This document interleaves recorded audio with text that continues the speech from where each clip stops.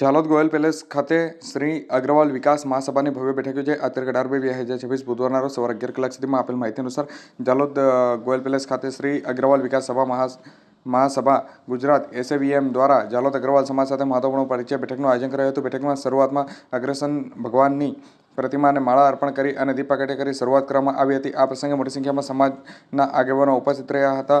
પ્રમુખ શ્રી પંકજ અગ્રવાલે ભગવાન અગ્રસેન જન્મજયંતિ પર રાજ્ય સરકાર દ્વારા જાહેર રજા પર પ્રતિનિધિમંડળ મોકલવાની જરૂરિયાત વ્યક્ત કરી હતી.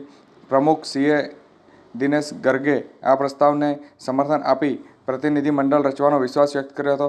ઝાલોદ સમુદાય તરફથી પ્રમુખ તરીકે અગ્રવાલ પંકજભાઈ, મંત્રી તથા સ્થાપક ટ્રસ્ટી શ્રી દિલીપ અગ્રવાલ, રાજ્ય ઉપાધ્યક્ષ જવાહરલાલ અગ્રવાલ, ઝાલોદ ઉપાધ્યક્ષ મનોજ અગ્રવાલ, સ્થાપક ટ્રસ્ટી નાથુરામ અગ્રવાલ, મહિલા ઉપાધ્યક્ષ મીનાબેન અગ્રવાલ દ્વારા એસએવીએમ ટીમનું ઉષ્માભર્યું સ્વાગત કરવામાં આવ્યું હતું અને વિવિધ મુદ્દાઓ પર ચર્ચા પણ કરવામાં આવી હતી.